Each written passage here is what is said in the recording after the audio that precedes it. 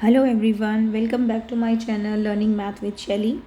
In the previous video of circle theorems, I explained the circle vocabulary, the parts of the circle, what is a circle, minor segment, major segment, then sectors, arc length, circumference, radius, diameter, chord.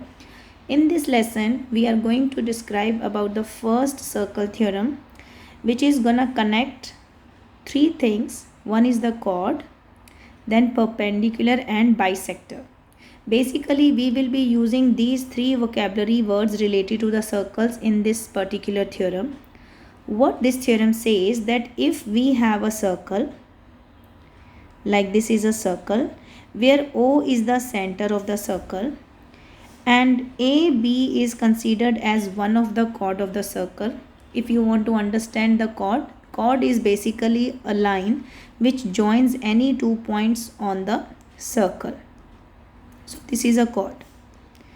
Now they say if we draw a line which is perpendicular the line to this chord and the line is drawn from the center of the circle, and if this line is perpendicular means it is dividing the chord into it is making an angle of 90 degree with the chord, then this perpendicular line will bisect the chord. That means this line OM, which I am saying it is perpendicular, this is a sign of perpendicular, it is perpendicular to AB. So this line OM is dividing this AB into two equal parts, where the two equal parts are AM and MB. So this is the theorem. So here we are using the concept of chord, we are using the word perpendicular, and we are also using the concept of bisection. The converse of the theorem is also true, which means if I draw a circle and there is a center here and there is a chord AB, let's say, if I draw a line from the center of the circle to this chord in such a way that the chord is divided into two equal parts, AM and MB, if it happens, that means this line OM, it will be perpendicular to AB. So in the first case, I was saying that the line is perpendicular means making an angle of 90 degree and it cuts it into two equal parts. And here in the converse, I am saying if the line OM divides AB into two equal parts, then OM will make an angle of 90 degree with the chord AB. Now next is we will be solving some questions based on the same concept of that there is a perpendicular from the center we are drawing to the chord, then chord will be bisected.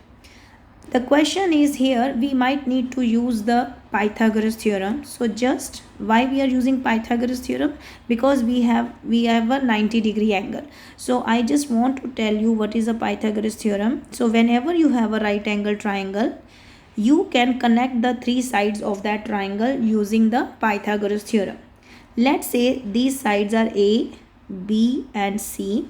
So I can say the side which is opposite to this 90 degree angle, that is hypotenuse. So hypotenuse square is always equal to sum of the square of the two other sides. So this is our Pythagoras theorem. Now let's talk about the first question here. I will be more willing to explain the method rather than just giving the direct answers. So what is given in this question? O is the center of the circle.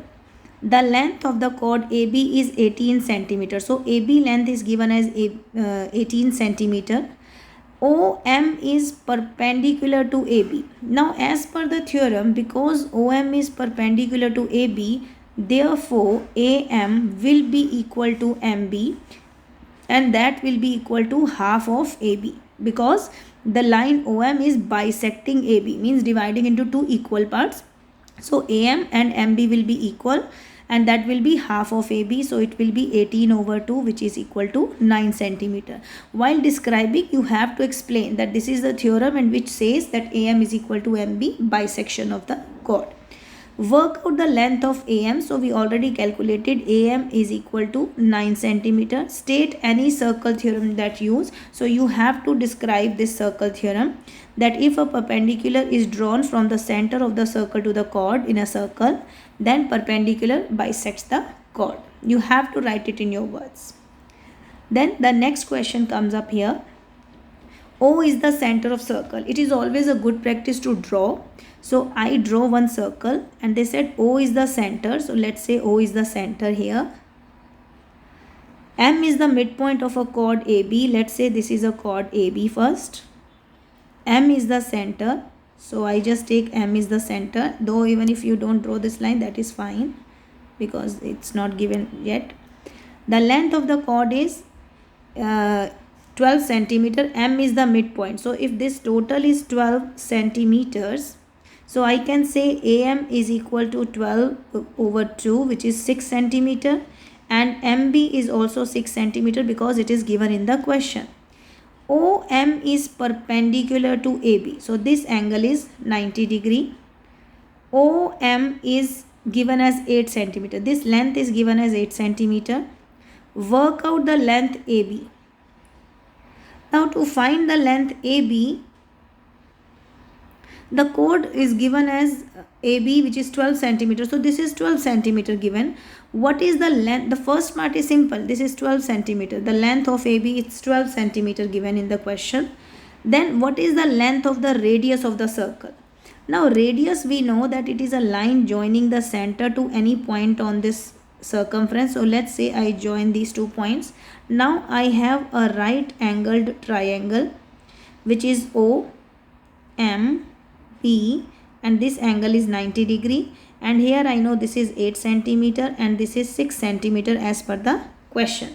We have to find out OB because OB is a radius of the circle, and here as per the question this is hypotenuse. Let's say I will write OB square, that is the hypotenuse square, is equal to sum of the square of the two other sides. So 8 square plus 6 square, which is 64, plus 36, and that is equal to 100. And if I have to find out OB, that will be equal to square root of 100, which is equal to 10 centimeter. So in this way, if you know the Pythagoras theorem and if you know the concept of how the chord and perpendicular to the chord from the center are related, we can solve such kind of questions. Now I am giving you 2 questions as an exercise, like question number 3. Here you need to work out the length of OM. Radius is already given. Length of the chord is also given. So we need to find out just this AM. So triangle AOM you have to consider and you have to apply the Pythagoras theorem. Make sure when you do this question, you explain the theorem which you are going to apply. Okay. Same way you can do question number 4. I hope every point is clear. Thank you.